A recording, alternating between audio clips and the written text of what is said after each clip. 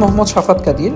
আমি হাতবাক্সের প্রতিষ্ঠাতা এবং এর প্রধান নির্বাহী কর্মকর্তা হিসেবে কর্মরত রয়েছি। আমাদের স্বপ্ন বিশ্বের প্রতিটি ঘরে হাতবাক্সের মাধ্যমে বাংলাদেশের সৌন্দর্যগুলো উপস্থাপিত হবে।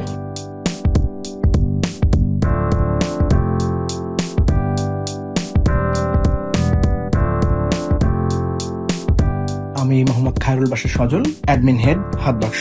আমরা মনে করি আমরা আইডিয়েশনটাকে বিজনেসের একটা পূর্ণতা দিতে পেরেছি।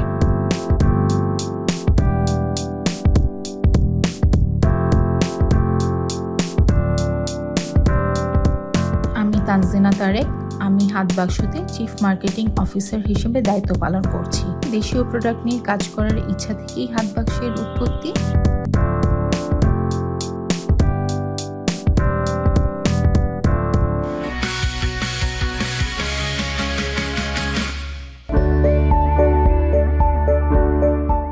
তুলির আঁচড়ে যেন জীবন্ত ছবি হয়ে ওঠে বাংলাদেশের ইতিহাস আর ঐতিহ্য। এ যেন এক হৃদয়ের বন্ধন। বিশ্বের বুকে বাংলাদেশকে তুলে ধরার এই উদ্যোগ শুধুমাত্র ব্যবসায়িক নয়, এর পেছনে রয়েছে দেশপ্রেম, শিল্প আর বন্ধুত্বের গল্প। তখন 2013, আর 5টা সাদামাটা দিনের মতো ঢাকা বিশ্ববিদ্যালয়ের সিনেট ভবনের সামনে কোনো এক বিকেলে ক্লাস শেষে 5 বন্ধুর আড্ডায় উঠে আসে এক গোপন বাসনা, দেশের ইতিহাস ঐতিহ্যকে বিশ্বের বুকে তুলে ধরবার। ব্যাস, যে কথা সেই কাজ। 2017 সালে মাত্র 4 লাখ টাকা নিয়ে যাত্রা শুরু করে 5 বন্ধুর এই উদ্যোগ হাতবাক্স। দেশের সর্বোচ্চ বিদ্যাপীঠের এই শিক্ষার্থীদের অক্লান্ত পরিশ্রম ও আন্তরিকতায় পূর্ণতার দিকে প্রতিষ্ঠানটি। এখন অন্তত 500 ধরনের পণ্য তৈরি করে এই প্রতিষ্ঠানটি। তাদের পুঁজি এখন কয়েক কোটি টাকা।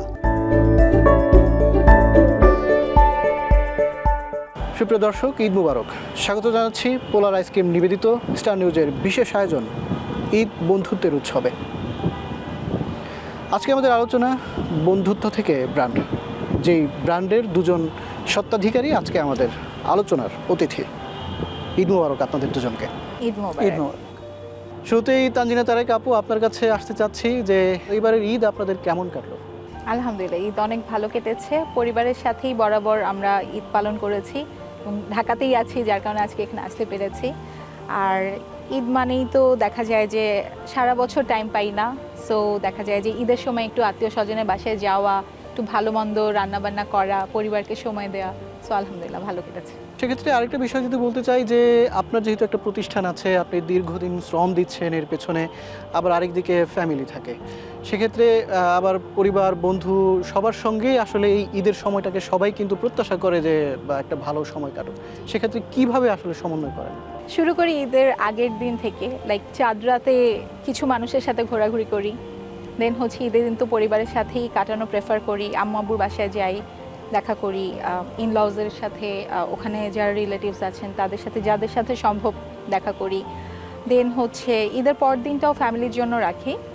দেন ঈদের থার্ড ডেতে দেখা যায় যে কখনো শাফাত ভাইদের সাথে দেখা করি, আমার পার্টনারদের সাথে দেখা করি, বিজনেস পার্টনারদের সাথে, কখনো আমার ফ্রেন্ডদের সাথে দেখা করি।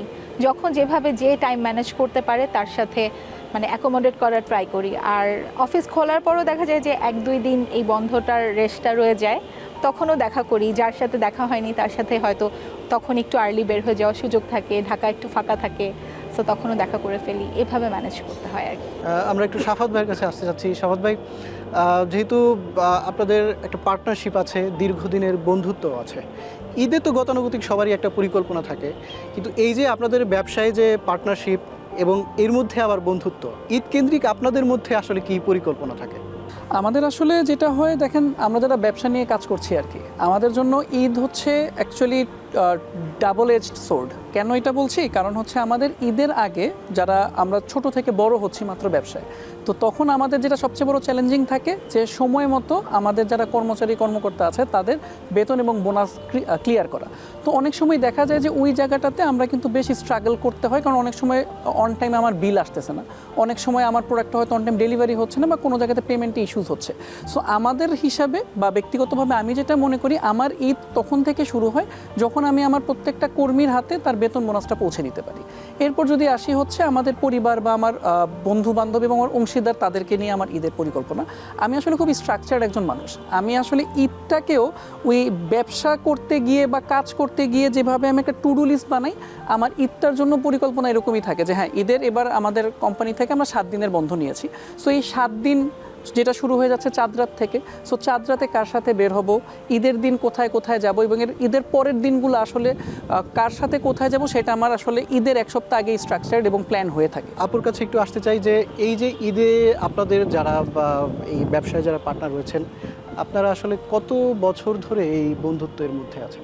আমাদের পরিচয় 2014 শাবান ভাই, 2014 থেকে, তখন থেকেই আসলে সম্পর্কটা খুব ভালো ছিল, যার কারণে হচ্ছে এটা পরবর্তীতে আমরা ব্যবসায়িক সম্পর্কে যাওয়ার জন্য সিদ্ধান্ত নিতে আমাদের জন্য সহজ হয়েছে। আসলে কমন একটা প্ল্যাটফর্ম ছিল, সবার মধ্যে আন্ডারস্ট্যান্ডিং ছিল, সো যার কারণে হচ্ছে আমাদের জন্য সহজ হয়েছে। সো 14 থেকে বললে এখন তো 26, অলমোস্ট 12 বছর। আপনাদের শুরুটা কি বন্ধুত্ব দিয়ে শুরু হয়েছিল ব্যবসা, নাকি ব্যবসা থেকে বন্ধুত্বটা আরও বেশি গাঢ় হয়েছে? আচ্ছা, আমাদের সম্পর্কটা ছিল বেসিক্যালি, সাফাত ভাই তো আমার সিনিয়র, তো ইউনিভার্সিটিতে আমরা মানে বিভিন্ন ডিপার্টমেন্টে ছিলাম, আমরা ইউনিভার্সিটির একটা অনলাইন নিউজ পোর্টালে একসাথে ছিলাম। সো দেখা যেত তখন আমাদের মধ্যে বন্ডিংটা খুব ভালো হয়। তখন এটা মজা লাগতো, আচ্ছা এটা করে ফেলছি, ওটা মজা লাগতো, ওটা করে ফেলছি। তখন আসলে এই আপস ডাউনসগুলো একসাথে পার করা হয়নি। আর যখন আমরা বিজনেসে এসেছি, বিজনেসে আমাদের স্ট্রাগলগুলোও সেম, তো তখন দেখা গেছে যে আমাদের সব পার্টনারদের মধ্যে বন্ডিংটা আরও ভালো হয়েছে।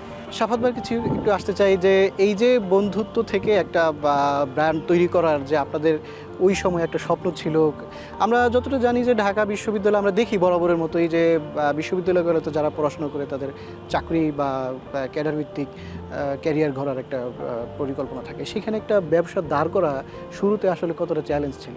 আসলে ব্যবসা শুরুতে তো সবগুলো ব্যবসারই নিজস্ব কিছু চ্যালেঞ্জ থাকে। আমরা যেই জায়গাটা থেকে লাকি ছিলাম সেটা হচ্ছে, যেটা বলছি যে বিশ্ববিদ্যালয় জীবন থেকেই কিন্তু আমি আমার বর্তমান যে অংশীদার বা আমার পার্টনার, তাদেরকে কিন্তু আমি চিনতাম। সো ওই টিম বিল্ডিংটাতে আমরা বেশ স্ট্রং ছিলাম। আমাদের যিনি ক্রিয়েটিভ হেড রবিউল হোসেন ভাই, উনি এখন পোল্যান্ডে আছেন হায়ার স্টাডিজে। তো রবিউল ভাইয়ের সাথে আমার বয়সের গ্যাপ প্রায় 4 বছরের। সো ওই যে বয়সের গ্যাপের জন্য আর ঢাকা বিশ্ববিদ্যালয়ে কিন্তু আমরা এরকম একটা এনভায়রনমেন্টে বড় হই যে আমি আমার সিনিয়রকে পর্যাপ্ত সম্মানটা দেওয়াটা শিখি। এবং দ্বিতীয় যে জিনিসটা আমাদের মধ্যে সবচেয়ে ভালো কাজ করেছে সেটা হচ্ছে যে আমাদের যে পার্টনাররা আমরা আছি, আমরা ব্যবসা শুরুর আগেই কে কোন এরিয়া নিয়ে কাজ করব, কে কোন ডিপার্টমেন্টটা নেতৃত্ব দিব, সেটা আমরা খোলাখুলি আলোচনার মাধ্যমে এটা ফাইনাল করে নিয়েছিলাম।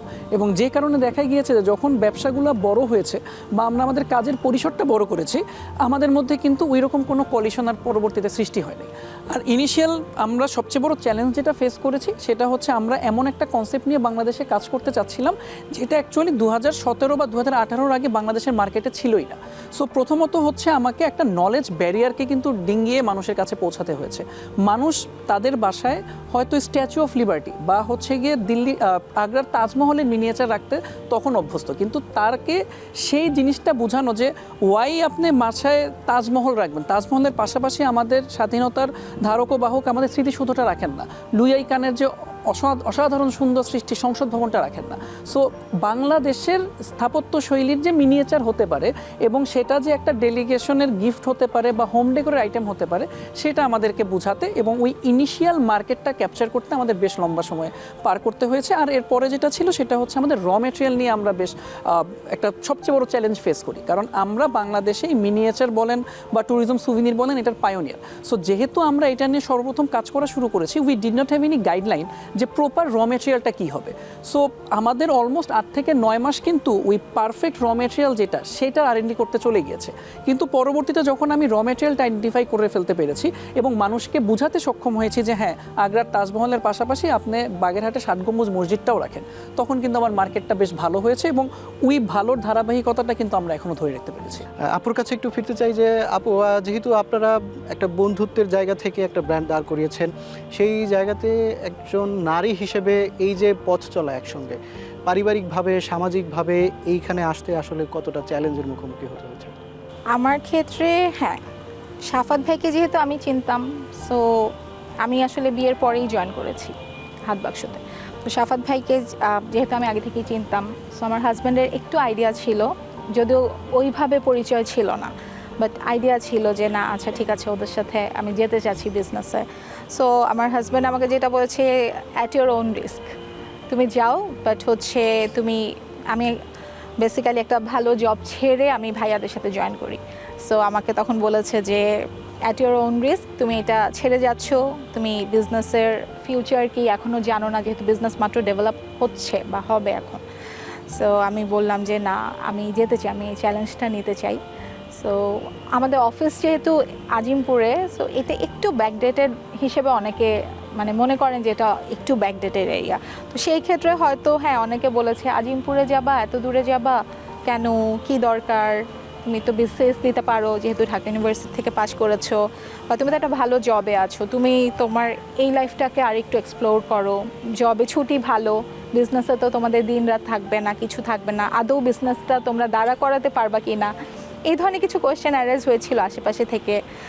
ইনফ্যাক্ট আমি যখন বিজনেস করছি, বিজনেস করার যখন 4-5 বছর হয়ে গেছে, তারপরেও সবাই আমাকে জিজ্ঞেস করে কি করো, বিজনেস করছি, কি বিজনেস, সুভেনির বিজনেস, আর কি করো, মানে একটা প্রশ্ন থাকে থেকেই যে আর কি করো, এটাই কি মেইন, বিজনেস করছো এটাই মেইন, অফিসে যাও, অফিস আছে তোমাদের, মানে এরকম একটা নেগলিজেন্সি ছিল প্রথম। পরের দিকে আসলে যখন মানুষ দেখেছে আমাদের বিজনেসের আউটপুটটা, হাতবাক্সের প্রোডাক্টগুলো দেখেছে, যখন দেখেছে যে এটার ভিজিবিলিটি অনেক জায়গায় হয়েছে, তখন আস্তে আস্তে না মানুষজন অ্যাপ্রিসিয়েট করা শুরু করে। আপনি একটু চ্যালেঞ্জের মধ্য দিয়ে আসলে আপনাদের এই যে ব্যবসা এত দূর পর্যন্ত এসেছে, একটা ব্র্যান্ড দাঁড়িয়েছে, এখন আপনাদের এই যে এখন যে পর্যায়ে আছে আপনাদের হাতবাক্স, আপনি আপনার জায়গা থেকে যদি বা সফলতার বিষয়টা বলতে চান, কতটুকু সফল হয়েছেন? আলহামদুলিল্লাহ বলবো আমরা অনেকটাই সফল, কারণ হচ্ছে আমরা যে স্ট্রাগলটা করেছি, আসলে আমাদের স্ট্রাগলটা যেহেতু সাফাত ভাই একবার বললো যে আমাদের মার্কেটটা একদম নিশ ছিল, ক্লায়েন্টরা জানতোই না, কাইন্ড অফ ক্লায়েন্টকে এডুকেট করে কিন্তু আমাদেরকে আগাতে হয়েছে, মানে ক্লায়েন্টের ডিমান্ডের অনুযায়ী কিন্তু আমরা আস্তে আস্তে প্রোডাক্ট এনেছি। আমরা একটা প্রোডাক্ট এনেছি, ক্লায়েন্ট ফিডব্যাক দিয়েছেন বা ক্লায়েন্ট অন্য কোনো প্রোডাক্ট ডিমান্ড করেছেন, দেন আমরা R&D করে ওই প্রোডাক্টটা নিয়ে কাজ করেছি। শুধু আমরা অনলাইনে না, আমরা অফলাইনে কর্পোরেটেও বেশ ভালো একটা মার্কেট গ্র্যাব করতে পেরেছি। এখন যদি বলি অনলাইনে বলেন বা কর্পোরেটেই বলেন, যদি সুভেনির নিয়ে কেউ চিন্তা ভাবনা করে, বেশিরভাগ মানুষের মনেই প্রথমে যেই নামটা আসে সেটা হচ্ছে হাতবাক্স। সেক্ষেত্রে আপনার যেহেতু একটা ব্যবসায় কেরিয়ার দাঁড়িয়েছে, আপনি একটা প্রতিষ্ঠানের স্বত্বাধিকারী, আমরা যদি একটু পেছনের কথা বিবেচনা করি যে স্টুডেন্ট লাইফে তখন নানা ধরনের কথা, নানান শঙ্কা ছিল, সেই জায়গা থেকে এখন যেই সফলতার জায়গায় এসে দাঁড়িয়েছেন, পেছনে যারা বিভিন্ন ধরনের আমাদের প্রতিবন্ধকতা ছিল আপনাদের ক্ষেত্রে, সেই জায়গাতে এখন কি মনে করেন যে আসলে তারা জবাব পেয়েছে এবং আপনাদেরকে দেখে তারাও আসলে আগ্রহ উদ্দীপনা নিয়ে আপনাদেরকে উৎসাহ দিচ্ছে কিনা? অবশ্যই এখন তারা অনেকটাই উৎসাহ উদ্দীপনা দিচ্ছেন, তারা অ্যাপ্রিসিয়েট করছেন, তারাও হয়তো অনেক সময় অনেক কিছু সাজেশন দেন। প্লাস হচ্ছে আমাদের হাতবাক্স রিলেটেড প্রোডাক্টগুলো দেখা যায় যে অনলাইন প্ল্যাটফর্মে তারা মাঝে মাঝে শেয়ারও করছেন যে এই ধরনের আইটেম আছে, তো তারা রেফার করছেন হাতবাক্সকে আমাদেরকে, তারা লিঙ্কও অনেকে ক্রিয়েট করে দিচ্ছেন যে আচ্ছা আমার এরকম পরিচিত আছে, ওনারা নিতে চাচ্ছে, তুমি একটু দেখো, ওনাদের সাথে কথা বলে দেখো, তোমাদের যদি ব্যাটে বলে মিলে তাহলে তোমরা দেখতে পারো। সো অবশ্যই যেই পর্যায়ে ছিলাম, যখন কিছুই মানে তাদের কাছে আমরা শূন্যতে ছিলাম, এখন তাদের কাছে আমরা আসলে অনেক বড় কিছু। সাফাত ভাইয়ের কাছে আসতে চাই যে সাফাত ভাই, আপনি যখন আপনারা এই প্রতিষ্ঠানটির যাত্রা শুরু করেন, তখন কি ভেবেছিলেন যে এখন যেই পর্যায়ে এসেছেন আসলে স্বপ্নই দেখেছিলেন শুধু, নাকি ভেবেছিলেন যে এই ধরনের পর্যায়ে পৌঁছবেন? এখন দেখেন, আমি যখন আমাদের হাতবাক্সটা শুরু হয়েছে, দ্যাট ওয়াজ ব্যাক ইন 2018, তো আমি যদি তখন বলি যে হ্যাঁ আমি পার্টিকুলার এত কোটি টাকা টার্নওভার করতে চাইতাম, আমার এত এমপ্লয়ি হবে, আমি আসলে এভাবে ভাবি নাই। আমার জাস্ট একটা স্বপ্ন ছিল যে আমি এমন একটা প্রোডাক্ট রেডি করতে চাই, এমন একটা আইটেম বানাতে চাই যেটা হচ্ছে সরাসরি বাংলাদেশকে রিপ্রেজেন্ট করবে, শুধু দেশের মাটিতে না, বিশ্বের দরবারে বাংলাদেশকে একটু ডিফারেন্টভাবে তুলে ধরবে। যে কোনো ধরনের ব্যবসায়ী শুরু করতে যারা চায়, একেবারে তরুণ, তারা নানা ধরনের শঙ্কার মধ্যে থাকে। আপনার কাছে যদি একটু জানতে চাই যে সেই 2018 সালের দিকে আপনারা কত টাকা নিয়ে কজনে এটা শুরু করেছিলেন, এবং এই যে 6 বছর আবার 7 বছর পর আসলে কত টাকা এসে আপনাদের পুঁজি দাঁড়িয়েছে বা কতজন আপনারা কাজ করছেন এর পেছনে? আমরা যখন শুরু করেছিলাম আমরা আসলে খুবই ছোট্ট পরিসরে শুরু করেছি, কারণ হচ্ছে আমরা মোটামুটি আমাদের যারা অংশীদার ছিল আমরা সবাই middle class upper middle class family থেকে, এবং আমার মনে হয় সবার ক্ষেত্রেই সেম ছিল যে কারো ফ্যামিলি থেকেই 100% এগ্রি করে নেয় যে তুমি ব্যবসা করতে চাও। ইভেন আমার আব্বা এটা নিয়ে খুবই আমার সাথে ডিসস্যাটিসফাইড ছিলেন। সো আমাদেরকে এখানে যত টাকাই আনতে হয়েছে সেটা হয়তো ইদার আমাদের টিউশনি করে জমানো টাকা, বা হচ্ছে আমরা হাত বাক্স শুরু করার আগে আরেকটা কর্পোরেট সাপ্লাইজের ব্যবসা শুরু করেছিলাম। তো আমার আলটিমেটলি যে ক্যাপিটালের যোগানটা আমি আসলে ওই ব্যবসার যে প্রফিট সেখান থেকে আমি টাকাটার যোগান দিয়েছি। সো যদি বলি স্পেসিফিক্যালি 2018 সালে আমরা মাত্র 4.5 লাখ টাকা মূলধন নিয়ে শুরু করেছিলাম। আমাদের 450 বা 500 স্কোয়ার ফিটের 2 রুমের একটা অফিস ছিল, আমাদের একটা এমপ্লয়ি ছিল। এখন আমার মনে আছে আমরা একটা টেবিল এবং 6টা চেয়ার নিয়ে আমরা শুরু করেছিলাম আর কি। একটা রুমে বসে আমরা হয়তো যেখানে বিজনেস প্ল্যান করছি, ডিজিটাল মার্কেটিং করছি, পাশের রুমেই আমাদের ফ্যাক্টরি এবং কালারের কাজ হতো। এবং অনেক সময় দেখা যেত যে ওইখানে কাজের কারণে আমাদের পাশের যে রুম যেখানে আমি কাজ করব সেখানে কাজ করা সম্ভব হতো না, কারণ আলটিমেটলি ওইখানে মেশিনারিজ চলছে, ওইখানে প্রোডাকশনের কাজ চলছে। এবং ফাস্ট ফরওয়ার্ড যদি 7 ইয়ার্স বা 6 ইয়ার্সে আসি, আমি যেটা বলবো সেই একটা এমপ্লয়ি থেকে হাত বাক্স আজকে অলমোস্ট 65 এমপ্লয়ির একটা ফ্যামিলি। আমাদের যে মাত্র 4.5 লাখ টাকা থেকে শুরু করেছিলাম সেটার টার্নওভার এখন আমরা 8.5-9 কোটি টাকায় নিয়ে যেতে পেরেছি। এবং আমরা জাস্ট একটা ক্যাটেগরির 5টা প্রোডাক্ট নিয়ে শুরু করেছিলাম, 5টা মিনিয়েচার রেপ্লিকা নিয়ে। আজকে ধরেন হাত বাক্সের প্রায় 22টা ক্যাটেগরিতে 1200-র উপরে প্রোডাক্ট আছে, যেই 1200 প্রোডাক্টের হয়তো 1000 প্রোডাক্টই কোনো না কোনোভাবে আমাদের দ্বারা ডিজাইন করা বা আমরা ইন্সপায়ার করেছি। আমরা ব্যবসার সফলতার কথা জানলাম। তানজিনা আপু, আপনার কাছে একটু ফিরতে চাই যে এই যে আপনারা এত দূর পর্যন্ত আসলেন, সেখানে বন্ধুত্বেরও কিন্তু একটা পরীক্ষার ব্যাপার থাকে, যে 7-8 বছর একসঙ্গে চলা, এত বছর পরে এসে যে একটা ব্যবসা বড় করে দাঁড় করানো, সেখানে আপনাদের যে বন্ধুত্বের জায়গাটা সেইটা কি একটা পরীক্ষায় সবাই উত্তীর্ণ হয়েছেন, এমনটাই কি আসলে দেখা যাচ্ছে? বলা যায়। হ্যাঁ, এমন না যে মনোমালিন্য হয় না, মন খারাপ হয় না, অনেক সময় হয়। হ্যাঁ, যে আমি বললাম সাফাত ভাই আমরা এটা করতে পারি, সাফাত ভাই হয়তো ওই মুহূর্তে মনে করলেন যে এটা ফিজিবল না, বাট আমার খুব ইচ্ছা করছে করতে, বাট ঠিক আছে আমাদের সাফাত ভাই সজল সবাই মিলে আমরা ডিসিশন নিলাম করব না। মন খারাপ হয় না, তা না, কিন্তু হচ্ছে আমাদের রেসপেক্টের জায়গা থেকে আমরা মনে করি যে হ্যাঁ অবশ্যই ভালো বুঝেই না করা হচ্ছে জিনিসটা, বা হচ্ছে হ্যাঁ ঝগড়াঝাটি তো হয় সাফাত ভাই, টুকটাক হয়, এই কথা ওই কথা নিয়ে লাগে, কিন্তু দিন শেষে হচ্ছে আমরা মনে করি যে আমাদের বিজনেসটাকে বড় করতে হলে আমাদেরকে মিলেমিশে থাকতে হবে, একজন একজনের প্রতি রেসপেক্টফুল থাকতে হবে, এবং আমাদের বিজনেসের জন্য যেটা ভালো পরিশেষে আমাদেরকে ওইটাই করতে হবে। সো ওইভাবে আমার মনে হয় হ্যাঁ আমাদের বন্ধুত্বটা, আমার ঝগড়াগুলো মনে হয় বন্ধুত্ব ভালোও হয় না, মিলমিশেও হয়ে যায় আমাদের মধ্যে, সবার মধ্যে। সো আলহামদুলিল্লাহ ভালোর দিকটাই বেশি আমাদের। আবার একটু ঈদে ফিরতে চাই, যে যেহেতু এখন ঈদ চলছে, সেই জায়গাতে আপনাদের মধ্যে আবারও যে এই হাত বাক্সের মাধ্যমে আপনারা যে বন্ধুত্বের মধ্যে একটা ভালো সম্পর্ক, সেখানে ঈদ কেন্দ্রিক আসলে কোনো পরিকল্পনা, কোথাও ঘুরতে যাওয়া এবার কোনো প্ল্যান আছে কিনা? বা এটা আসলে আমাদের প্রতি ঈদেই আমরা করি। তো আমাদের যেটা দেখা যায় যে আমাদের যেহেতু জুয়েল ভাই দেশে নাই, এবং আমাদের আরেকজন পার্টনার যে আজকে আসলে একটু ব্যক্তিগত কারণে আমাদের সাথে জয়েন করতে পারি না এখানে, খায়রুল বাসার সজল, ও দেখা যায় যে মোস্ট অফ দ্য টাইম ঢাকার বাইরে থাকে, মানে ওর পৈতৃক নিবাসে ওকে থাকতে হয়। সো দেখা যায় যে ঢাকায় তখন আমি আর তানজিনা থাকি, কিছু কিছু ক্ষেত্রে হয়তো সজল থাকে। গত বছর আলহামদুলিল্লাহ আমরা 4জন পার্টনারই হয়তো অনেক বছর পর একসাথে দেশে ছিলাম আর কি। সো যদি পার্টিকুলারলি এই ঈদের কথা বলি, তাহলে পরিকল্পনা আছে সজল ঢাকায় ফিরে আসলে আমাদের আরও যারা ডিরেক্টর প্যানেলে আছেন তাদেরকে নিয়ে আমরা একসাথে হয়তো কোনো মুভি দেখতে যাব, এবং হয়তো সেদিন মুভি দেখে বের হওয়ার পরে একসাথে সবাই মিলে ডিনার করবো। আপাতত এতটুকুই প্ল্যান। আমরা যেটা করার চেষ্টা করি ঈদে, যে দেখেন সারা বছরই আমরা একসাথে থাকি, সো আমরা চাই না যে ওই ঈদের সময় মাল্টিপল প্ল্যান করে আমাদের নিজস্ব যেই পরিবার বা আমাদের নিজস্ব যে রিলেটিভ মহল তাদের এখানে কোনো একটা প্ল্যানকে কাটছাট করি। সো দেখা যায় ঈদের সময় 5-7 দিনের ছুটি পাই আর যাই পাই, একটা দিন ডেডিকেটেডলি আমাদের পার্টনারদের জন্য থাকি। সেদিন হয়তো দুপুর থেকে গভীর রাত পর্যন্ত একসাথে থাকা হয়, বাকি দিনগুলো আসলে তখন নিজ নিজ পরিবার, নিজ নিজ আত্মীয় স্বজনের ঘরানাতেই থাকা হয়।